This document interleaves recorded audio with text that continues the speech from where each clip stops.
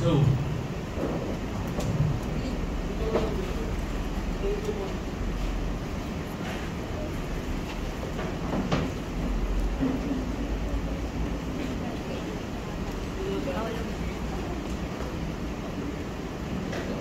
sige. So, ano tayo sa Psalm 69? Pakibuksan yung Bible niyo sa Psalm 69. Okay, Lord, we come before you today as we start to worship. Be with us, God. Maraming salamat po, Panginoon. Thank you, Lord, for everything. Pagmuna ka magpagahan mo, Panginoon. Thank you, Lord. Amen and amen. Okay, so meron tayong dalawang psalm na please i-take note ninyo. Psalm 69, saka Psalm 18. Okay, so i-record nyo na lang ito. So, Psalm 69, saka Psalm 18. Okay, sige. So, yan. So, sa Psalm 69, sabi dito, basahin muna natin Psalm 69. Okay na patayin mo yung okay na patayin mo yung kompleto ng i-order sa hotel. Sige. Inurong ko ba ulit? Balik sa iigat mo ulit. Ganyan na yung kanina. Sige. Okay. Psalm 18. Psalm 69. So sabi dito, sige, basahin natin. Okay. 1, 2, 3, go. Praise be God, for the water has risen to my life. Hanggang verse 5. Okay? Hanggang verse 5. Hanggang verse 4. Sige, 1, 2, 3, go. I have sung in deep mud, and there is no footing. I have come into deep waters, and a flood sweeps over me.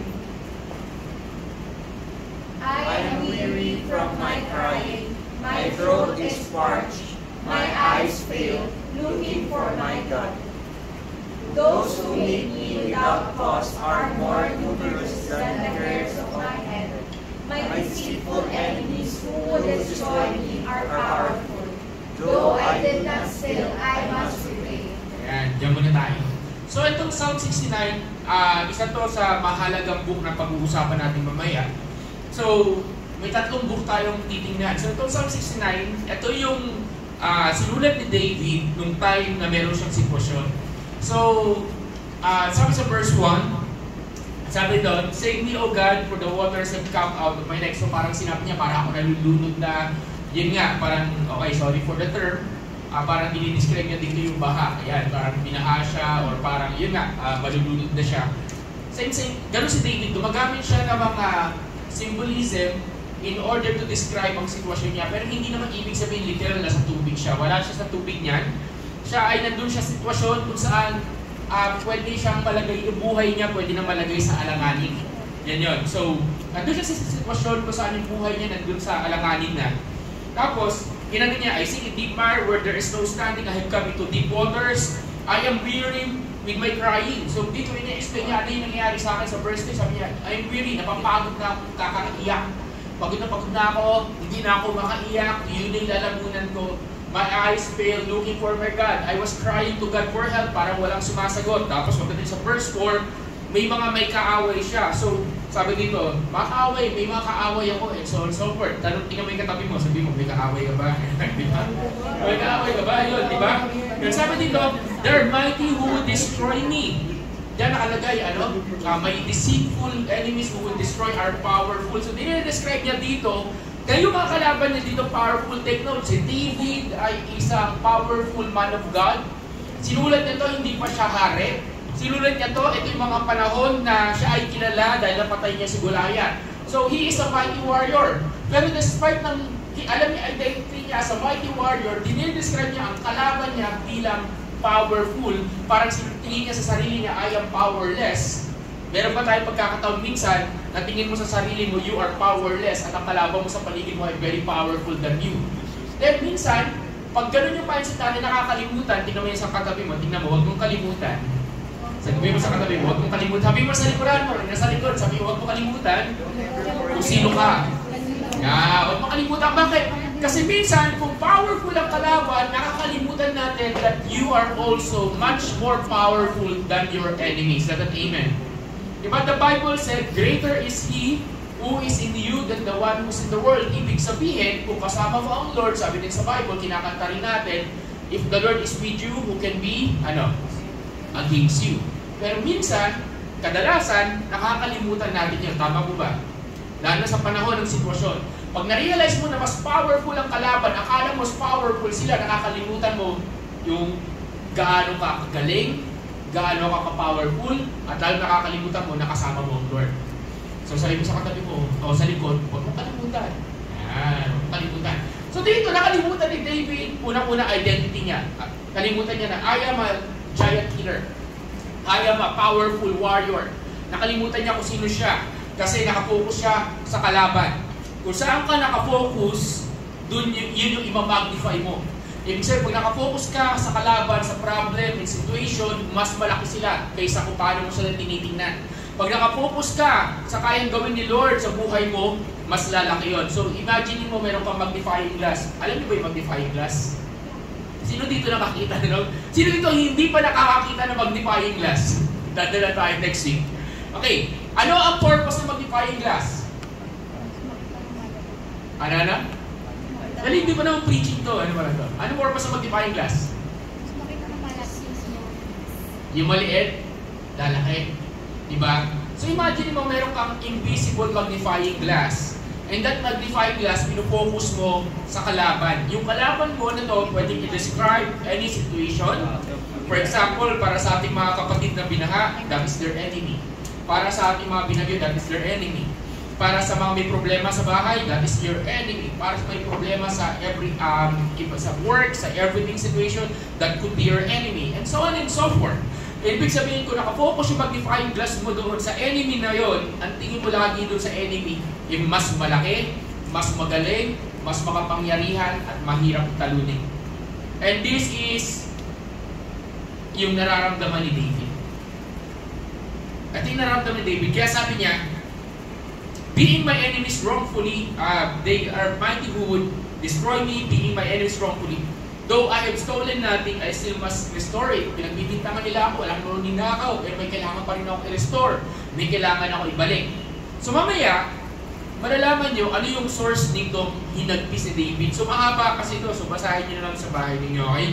Hanggang verse 36 kasi ito. Okay, so dito may hinagpis David. Ang lesson dito sa atin, sa Psalm 69 is this: you can always cry to God. You can always be honest to God. God knows the very deep emotion, the pain, and everything na nararamdaman mo. Okay? So, pwede tayo lumapit sa Diyos at sabihin mo sa katabi mo at sa likuran mo uli o harapan mo, magpakatotoo ka, kapatid. Yan, sabi mo. Yan, magpakatotoo ka. Di ba? Hindi kailangan ng Diyos ng plastic. Hindi kailangan ni Lord ng kunwarian. Hindi kailangan ng Diyos ng maskara. Mas maganda if we can go and approach God being yourself. Is that an amen? Diba? Kasi minsan, akala natin na kailangan magpakaano kay Lord. Kailangan, pag kinaharap ko ang Diyos kasi banal si Lord, kailangan medyo banal-banalan yung dating. Dapat ganito. Isa pa nga, binabago yung yung paano mo kausapin si Lord, nilalagyan ng tono yung salita, nilalagyan ng gano'n. Hey, just be yourself. When you talk to God, kung anong nararamdaman mo, Lord, nasasaktan ako, Lord, pinagbibintangan ako, God, hindi ako okay, Lord, ganito na ko, Lord, naiinis ako. You can be honest kay Lord. Pwede mo ba isulat yun? I can be true to God. I can be honest to God. I can be transparent to the Lord. Kasi kahit hindi mong sabihin sa Kanya, alam niya naman. Is that an amen? Di ba? So can we do that? Can you, sabi mo sa katabi mo, maging honest ka naman. Di ba? Diba? Ilabas mo lahat. Diba? Kung this is what you're feeling, then tell it to the Lord. Tulad ni David, diba? Parang pagbabasahin mo sa Psalm 69, parang siyang nade-depress. Diba? Salita ng yung salita niya, isa siyang mighty man of God, isa siyang God-fearing the Lord, isa siyang worshiper ni Lord, pero pagbabasahin mo yung Psalm 69, para siyang ito ay statement na isang depressed na tao, naluludod na ako, walang makakaligtas sa akin, mamamatay na ako. Parang meron akong isang disciple before, I'm hoping and praying, ma-invite ko siya dito sa church. Hanggang ngayon, kinukumbisi ko siya pupunta dito. Tapos, nagseset siya na, sinasabi niya, this is what depression looks like. this is how I'm depressed, ganyan. Tapos sasabihin niya sa akin, sasabihin ko sa kanya, bumalik ka sa source, bumalik ka kay Lord, dati ka na nag-church, bumalik ka kay God. Tapos, sabi niya sa akin, tawag doon, hindi mo ako naiintindihan, Kuya Mike, gumagano sa akin. Okay? One day, I'm hoping madala ko yun dito. So, this person, he's saying words that could, sabi nga nila if you're depressed, huwag ka magsasabi ng mga negative words. Huwag ka magsasabi ng mga depressing statements. Tama? Di ba? Yung mga depressing statements, ako na mali, ako na ganito, ako na ganyan, ako na lahat. Okay. And this is what they did. And sometimes, kahit tayo, bilang Kristiyano, sino nga aamin dito? Sabi mo sa katabi mo, umamin ka. Di ba? Sino aamin dito na minsan ikaw ay nagsasalita sa sarili mo ng self-depreciating statement. Tama, di ba? Lalo na pag ang daming problema. Tama ba mali? Pwede kang maglabas ng sama ng loob sa mga kaibigan mo, sa leader mo, sa pastor mo. Mas lalo nang pwede kang maglabas ng sama ng loob sa Lord. Is that amen? Diba? Sasabihin mo sa katabi mo, maglabas ka na. Kay God naglalabas ang sama ng loob, hindi sa social media. Hindi, may tatamaan na ako dito. Hindi sa Facebook. Diba? Hindi mo dyan sa Facebook, hindi sumasagot. Matakot pag sumagot yung Facebook sa'yo, diba? Sasagot ka, comment, hindi. Kay Lord ka maglabas ng sama ng loob. May tanong ako sa inyo. Okay, sa lahat na naglalabas ng sama ng loob sa Facebook, kasama na ako. Anong nakukuha natin whenever we post our emotions sa Facebook? Ayan. Magandang tanong yan. Seryoso. Okay. Anong nakukuha nyo whenever you post your emotions sa Facebook o your sama ng loob? Hindi nga, ano yung satisfaction, tama ba yung term ko? Yung satisfaction na nakukuha mo, Uy! Parang wala akong kausap sa area to, Can't relate this. No comment na naman ako. Totoo ba yun? Kayo. Hindi, Gen Z, wala ba rin papusa kami sa isang Facebook? Sige, si Mika, ikaw, ano nakukuha mo, Mika?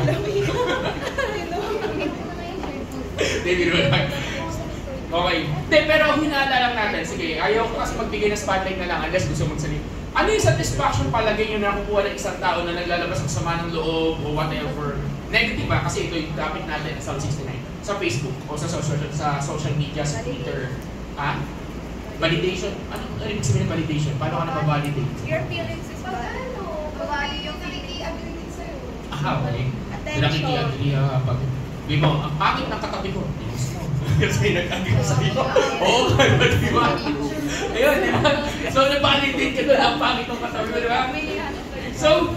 So somehow, yun nga, ayan, first time ko nalaman yun na i-create validation sa'yo. Di ba? Kasi naghahanap ka ng kakampi.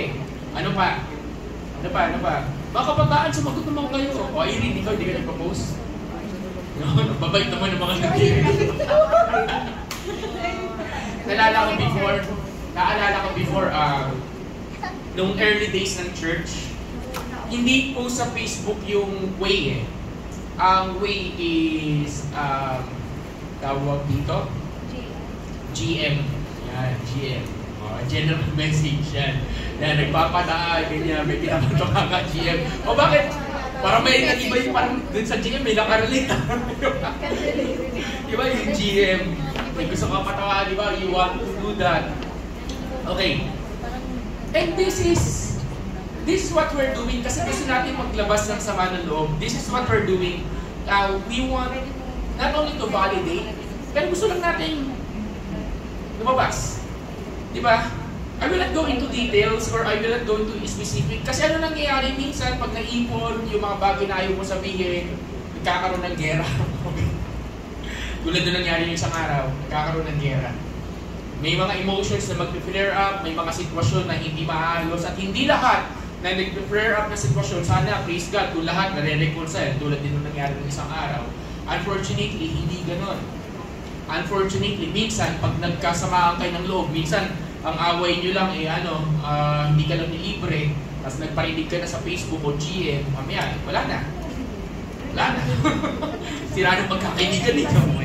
Okay? Ang point ko, let's end here. Okay? Then we're going to worship the Lord. Let's end here. It's this. Whatever your situation is, you have a God who's willing to listen to you. Is that an amen? So, we have a God who will listen to you no matter what. Ano mang sabihin mo sa Kanya, makikinig sa'yo ang Diyos. Is that an amen?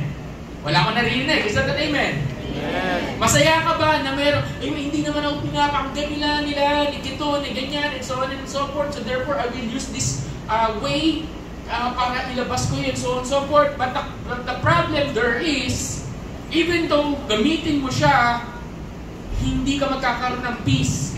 But when you talk to God and you become honest and naglabas ka ng sama ng loob, kahit inis, kahit asar, kahit iritado, kahit depression, whatever, and sinabi mo lang sa Lord, ang totoo mong nararamdaman, Lord, nagtatampo ako, Lord, naiinis ako, Lord, nagagalit ako, Lord, nasasaktan ako, and so on and so forth, there is a God who will give you peace. There is a God who will give you rest. There is a God who will give you assurance. Is that an amen? Ay, thank you. Wala akong narinig. Is that an amen? Amen! Amen naman kayo pag ano. Okay. Punta tayo ng mabilisan. Psalm 18.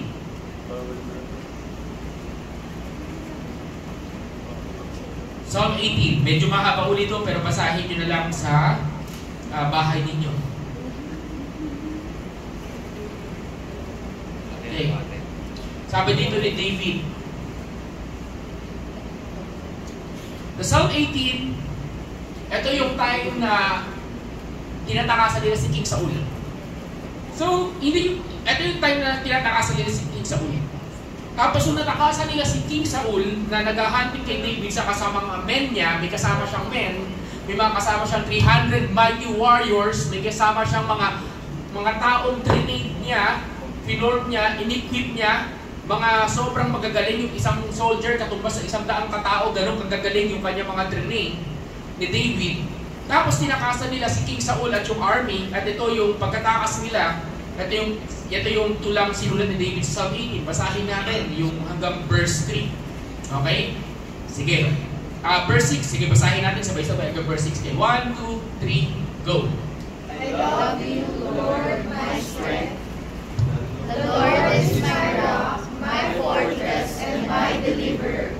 My God, my mountain, where I seek refuge. My shield and the horn of my salvation, my stronghold. I call to the Lord, who is worthy of praise, and I was saved from my enemies. The ropes of death were wrapped around me. The torrents of destruction terrified me. The ropes of Sheol entangled me. The snares of death confronted me. Sabay-sabay.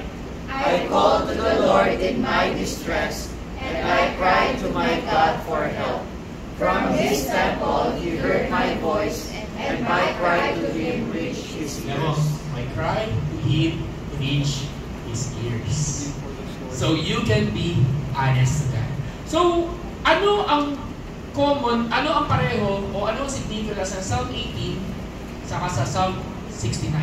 Sa Psalm 18, nakaligtas sila kay King Saul at napunta sila sa lugar ng Siklag. Ziklag. Napunta sila, doon sila napunta sa lugar ng Siklag. Kaso sa lugar ng Siklag din, kinumpose ni David yung Psalm 69. So may common silang lugar. Ano yan? Psalm 18 at Psalm 69 na compose yan pareho sa lugar na tinatawag ay Siklag. At yung Psalm 69 na-compose doon kasi doon dumating yung time na sobrang na-depress ni David. So I will pause with that. Itutuloy natin to mamaya. But ang bottom line dito is this. You can be honest to God. You can tell God real mong nararamdaman, and He is there to listen to you. So lagi ko sinasabi ito sa lahat. Okay, lalo na yung mga Gen Z na kabataan, mahilig mag-post sa Facebook and so on and so forth. Avoid posting your emotions sa Facebook. Talk to God. Is that an amen? Amen. Wala ko narinig. Is that an amen? Amen. Talk to God. Bakit? Kasi kung kanino ka naglalabas ang sama ng loob, madalas, minsan, hindi mo na alam, hindi na nakakatulong sa iyo o kadalasan. So kaya everyone tayo ay tumayo. And as we will prepare to worship the Lord this afternoon, sige, Holy Spirit, we thank you, God, for this moment. The Lord, teach us to open up to you. Teach us, Lord, to learn how to open up to you. To tell you things in our hearts. That no matter what, ano man yung nararamdaman namin, ano man ang sitwasyon namin, ano man ang kalagayan namin, you are there. You hear our prayers, you hear our cry. We can be honest to you, we can be real to you, Lord, and you are God who can give us peace. So today, as we worship you, Lord, we are praying, God, in behalf of our brothers and sisters in this church, allow us, Lord God, na hindi na makapag-focus sa iyo, but remind us, remind this church, remind everyone here who you are and how faithful you are. Maraming salamat po, Panginoon. Thank you, Lord, in Jesus' name. Okay, so give you 5 minutes, mag-CR naman, mag-CR, and tayo ay mag-worship sa Lord. Hindi kami tulog.